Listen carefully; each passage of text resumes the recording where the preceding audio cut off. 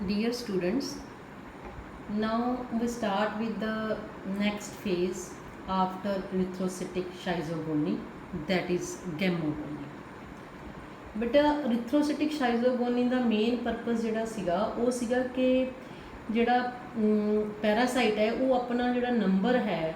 ਉਹ ਇਨਕਰੀਜ਼ ਕਰਦਾ ਹੈ ਪੇਸ਼ੈਂਟ ਜਾਂ ਹਿਊਮਨ ਦੇ ਬਲੱਡ ਦੇ ਵਿੱਚ।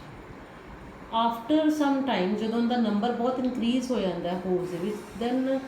ਹੋਸਟ ਡਾਈ ਹੋ ਸਕਦਾ ਹੈ ਜਾਂ ਮਰ ਸਕਦਾ ਹੈ, ਕਿਉਂਕਿ ਲਾਰਜ ਸਕੇਲ ਉਹਦੀ ਜਿਹੜੀ ਆਰਬੀਸੀਜ਼ ਨੇ ਉਹ ਡਿਸਟਰਕਟ ਹੋਣੇ ਸ਼ੁਰੂ ਹੋ ਜਾਂਦੇ ਨੇ। ਠੀਕ ਹੈ। ਦੂਸਰੇ ਪਾਸੇ ਜਿਹੜਾ ਜੇ ਇਸਦਾ ਇਨਡਾਇਰੈਕਟਲੀ ਵੀ ਮਤਲਬ ਹੈ ਕਿ ਜੇ ਹੋਸਟ ਮਰਦਾ ਹੈ ਦੈਨ ਪੈਰਾਸਾਈਟ ਵੀ ਮਰ ਜਾਏਗਾ। ਠੀਕ ਹੈ। ਤਾਂ ਦੂਸਰਾ ਇਹ ਹੈ ਕਿ ਪੈਰਾਸਾਈਟ ਨੂੰ ਤਾਂ ਵੀ ਡਿਸਟਰੋਏ ਹੋ ਸਕਦਾ ਜੇ ਆਪਾਂ ਆਪਣੀ ਹਿਊਮਨ ਬੋਡੀ ਦੇ ਵਿੱਚ ਸਾਡੀ ਰੈਜ਼ਿਸਟੈਂਸ ਡਿਵੈਲਪ ਹੋ ਜਾਏ। ਦੋਨਾਂ ਹੀ ਕੇਸ ਦੇ ਵਿੱਚ ਭਾਵੇਂ ਆਰਬੀਸੀਜ਼ ਦੀ ਡੈਥ ਹੋਵੇ, ਮੀਨਸ ਹੋਸਟ ਦੀ ਡੈਥ ਹੋਵੇ, ਜਾਂ ਜਿਹੜੀ ਹੈ ਸਾਡੇ 'ਚ ਰੈਜ਼ਿਸਟੈਂਸ ਡਿਵੈਲਪ ਹੋ ਜਾਏ, ਤਾਂ ਜਿਹੜਾ ਪੈਰਾਸਾਈਟ ਹੈ ਉਹਦੀ ਡੈਥ ਦੇ ਚਾਂਸਿਸ ਵੱਧ ਜਾਂਦੇ ਨੇ। ਇਸ ਕਰਕੇ ਕੀ ਹੈ, ਉਸ ਦੀ ਟਰਾਂਸਮਿਸ਼ਨ ਆਪਣੇ ਆਪ ਨੂੰ ਸੇਫ ਕਰਨ ਵਾਸਤੇ ਉਹ ਕੀ ਹੈ ਆਪਣੇ ਇੱਕ ਆਰਗੇਨਿਜ਼ਮ ਤੋਂ ਦੂਜੇ ਆਰਗੇਨਿਜ਼ਮ ਤੱਕ ਜਾਂਦਾ, ਮੀਨਸ ਉਹਨੂੰ ਨਵਾਂ ਹੋਸਟ ਜਿਹੜਾ ਜ਼ਰੂਰੀ ਹੈ ਆਪਣੀ ਲਾਈਫ ਵਾਸਤੇ ਜਾਂ ਸੇਫਟੀ ਵਾਸਤੇ। ਇਸ ਪਰਪਸ ਵਾਸਤੇ ਦੈਨ ਉਹ ਕੀ ਕਰਦਾ ਹੈ, ਸੋ ਵਟ ਦਾ ਪਲਾਜ਼ਮੋਡੀਅਮ ਡਿਡ, ਉਹ ਕੀ ਕਰਦਾ ਹੈ ਕਿ ਕੁਝ ਜਿਹੜੇ ਮੀਰੋਜ਼ੋਇਡਸ ਨੇ after entering into the RBC do not develop into schizont, but they converted ਆਪਣੇ ਆਪ ਨੂੰ ਕੀ ਹੈ ਕੰਪੈਕਟ ਰਾਊਂਡਡ ਬੋਡੀ 'ਚ ਕਨਵਰਟ ਕਰ ਲੈਂਦੇ ਆ ਜਾਂ ਲੈਕ ਵੈਕਿਊਜ਼ ਐਂਡ ਹੌਲਿਕਸ ਗਰੋ ਕਰ ਲੈਂਦੇ ਆ, and we name that is called as a,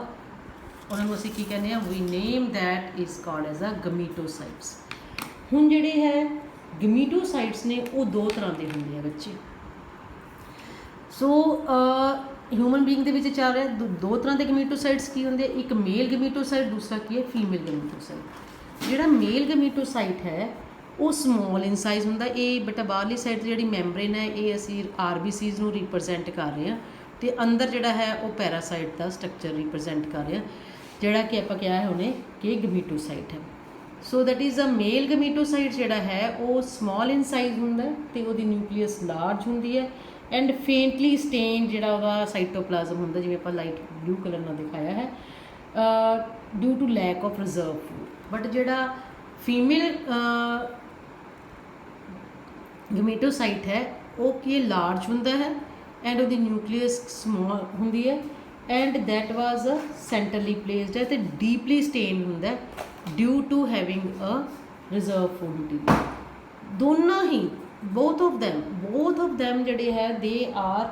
have more haematin than the schizozoid. ਹੁਣ ਇਸ ਸਟੇਜ 'ਤੇ ਆ ਕੇ ਬੜਾ ਪਕਿਊਲੀਅਰ ਪੁਆਇੰਟ ਹੈ, ਉਹਦੇ ਵਿੱਚ ਕੀ ਹੈ ਬੇਟਾ ਕਿ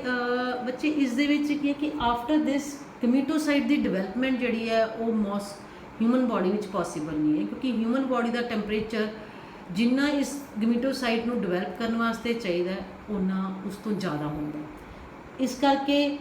ਜੇ ਉਹ ਹਿਊਮਨ ਬੋਡੀ ਦੇ ਅੰਦਰ ਰਹਿਣਗੇ ਤਾਂ ਉਹਨਾਂ ਦੀ ਡੈਥ ਹੋ ਜਾਏਗੀ। ਇਸ ਕਰਕੇ ਇਸ ਨੂੰ ਕੀ ਹੈ ਐਨੋਫਿਲੀਜ਼ ਮੋਸਕੀਟੋ ਜਿਹੜਾ ਇਹਦਾ ਦੂਸਰਾ ਹੋਸਟ ਹੈ ਉਸ ਨੂੰ ਉਸ ਦੀ ਬੋਡੀ ਵਿੱਚ ਜਾਣਾ ਪਏਗਾ, ਐਂਡ ਉਸ ਵਾਸਤੇ ਕੀ ਐਨੋਫਿਲੀਜ਼ ਦੇ ਸੱਕ ਇਨ ਅ ਡੇ ਔਰ ਸੋ, ਅਦਰਵਾਈਜ਼ ਦੇ ਡਾਈ ਆਫ। ਠੀਕ ਹੈ। ਈਵਨ ਇਹ ਜਿਹੜੇ ਗਮੀਟੋਸਾਈਟਸ ਹੁੰਦੇ ਨੇ ਇਹ ਤਾਂ ਵੀ ਮਰ ਜਾਂਦੇ ਨੇ if it is sucked by any other type of mosquito, like Aedes ਹੈ ਜਾਂ ਕਿਊਲੈਕਸ ਵੀ ਸਕ ਕਰ ਲਏ ਤਾਂ ਉਹਦੇ ਵਿੱਚ ਵੀ ਇਹ ਸਰਵਾਈਵ ਨਹੀਂ ਕਰ ਪਾਉਂਦੇ। ਸੋ ਜਦੋਂ ਮੋਸਕੀਟੋ ਸਕ ਕਰ ਲੈਂਦਾ ਬਲੱਡ, ਸੋ ਬਲੱਡ ਦੇ ਨਾਲ ਇਕੱਲੇ ਗਮੀਟੋਸਾਈਟ ਹੀ ਨਹੀਂ ਜਾਂਦੇ, ਕੁਛ ਮੀਰੋਜ਼ੋਇਡਸ ਵੀ ਜਾਂ ਹੋਰ ਬੋਡੀਜ਼ ਵੀ ਜਾਂਦੀਆਂ ਨੇ। ਐਟ ਜਿਵੇਂ ਹੀ ਉਹ ਸਟਮਕ ਦੇ ਵਿੱਚ ਪਹੁੰਚਦੇ ਨੇ ਮੋਸਕੀਟੋ ਦੇ ਸਟਮਕ ਦੇ ਵਿੱਚ, ਦੈਨ ਉਹਦੇ ਵਿੱਚ ਕੀ ਹੁੰਦਾ ਕਿ ਗਮੀਟੋਸਾਈਟ ਨੂੰ ਛੱਡ ਕੇ, ਕਿਉਂਕਿ ਗਮੀਟੋਸਾਈਟ ਜਿਹੜਾ ਹੁੰਦਾ ਉਹ ਜਿਹੜਾ ਹੈ ਸਟਮਕ ਦਾ ਜਿਹੜੇ ਗੈਸਟ੍ਰਿਕ ਜੂਸਿਸ ਨੂੰ ਉਸਨੂੰ ਟੋਲਰੇਟ ਕਰ ਲੈਂਦਾ, ਬਟ ਜਿਹੜੇ ਬਾਕੀ ਚੀਜ਼ਾਂ ਜਿਵੇਂ ਸ਼ਾਈਜ਼ੋਜੋਇੰਟਸ ਵਗੈਰਾ ਨੇ ਉਹ ਕੀ ਹੈ are digested by that of the stomach lining of the mosquito. ਅੰਦਰ ਜਾ ਕੇ ਦੇ ਬ੍ਰੇਕ ਦਾ ਕਾਪਸਸ, ਹੁਣ ਦੇਖੋ ਇੱਥੇ ਬॉल ਨਹੀਂ ਦਿਖਾਈ, so they break the capsules and set free into the stomach, and two process important process ਕਰਦਾ, ਕਿਹੜੇ ਵਨ ਇਜ਼ ਗਮੀਟੋਜੈਨੇਸਿਸ ਐਂਡ ਦੂਸਰਾ ਕੀ ਹੈ ਫਰਟੀਲਾਈਜੇਸ਼ਨ, ਜਿਹਨੂੰ ਸਿਨਗੈਮੀ। ਗਮੀਟੋਜੈਨੇਸਿਸ ਦਾ ਤੁਹਾਨੂੰ ਮਤਲਬ ਪਤਾ ਹੈ ਕਿ ਫਾਰਮੇਸ਼ਨ ਆਫ ਦਾ ਗੈਮੀਟਸ, ਹੁਣ ਆਪਾਂ ਗੈਮੀਟੋਜੈਨਸਿਸ ਜਿਹੜੀ ਹੈ for male and female gametes are dissimilar such gametes are called as an ਇਹੋ ਜਿਹੇ ਗਮੀਟ ਦੇਖੋ ਆਹ ਫੀਮੇਲ ਗਮੀਟ ਦਿਖਾ ਰਿਹਾ ਆ ਮੇਲ ਗਮੀਟ ਇਹੋ ਜਿਹੇ ਗਮੀਟਸ ਨੂੰ ਕਹਿੰਦੇ ਆ ਐਨ ਆਈਸੋਗੈਮੀਟਸ ਠੀਕ ਹੈ ਜਾਂ ਹੈਟਰੋਗੈਮੀਟਸ ਵੀ ਕਹਿੰਦੇ ਆ ਦੇ ਆਰ ਫਾਰਮ ਡਿਫਰੈਂਟਲੀ। ਹੁਣ ਆਪਾਂ ਜਿਹੜੀ ਆਈਸੋਗੈਮੀਟ ਇਹਨਾਂ ਦਾ ਬਾਰੇ ਦੱਸਦੇ ਆ ਕਿ ਜਿਹੜੀ ਪਹਿਲਾ ਮੇਲ ਗਮੀਟ ਹੈ ਮੇਟ ਗਮੀਟ ਕੀ ਹੁੰਦਾ ਕਿ they are microgamete produce few gametes by the process of we can say gametogenesis correspond to the spermatozoa ਇਹਦੇ ਕੀ nucleus divide 4 to 8 like showing you and daughter nuclei which migrate into the periphery and a bit of cytoplasm is present in the center क्योंकि अपने आप ਨੂੰ कि laterally gradually they take the shape of the gametes. To begin with, the male gamete are attached to the unusual amount of cytoplasm. ठीक है. Soon they become free from the residue this cytoplasm and they are free like this. अपन ये दिखा रहे हैं ये free है. ठीक है. So they are free, creeping by lashing movement like those of the flagella in search of the female. Similarly इसी तरीके नाल की हुंदा जिहड़ी फीमेल गमीट है दैट इज़ ਉਹਦੇ ਵਿੱਚ ਕੋਈ ਡਿਵੀਜ਼ਨ ਨਹੀਂ ਹੁੰਦੀ ਉਹ ਐਜ਼ ਸੱਚ ਜਿਹੜਾ ਉਹ act as a single macro gamete is act as a ovum ਠੀਕ ਹੈ nucleus cast off a small pieces and ਕੁਛ ਆਪਾਂ ਦੇਖਿਆ ਗਿਆ ਕਿ ਇਹਦੇ ਆਸੇ ਪਾਸੇ ਕੀ ਹੈ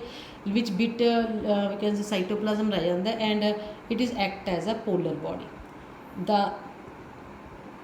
ਪ੍ਰੋਬੇਬਲੀ ਇਹ ਪੋਲਰ ਬੋਡੀ ਸਾਈਡ ਤੇ ਹੁੰਦੀ ਹੈ ਦੈਟ ਮੀਨਸ ਦਿਸ ਇੰਡੀਕੇਟ ਇਸ ਐਨੀਮਲ ਦੇ ਵਿੱਚ ਓਜਨਸਿਸ ਜਿਹੜੀ ਹੋ ਰਹੀ this is not true because it is multiplied by formed by that of the simple structurization by division not by the process of meiosis ਜਿਵੇਂ higher organism ਚ ਹੁੰਦੀ ਹੈ।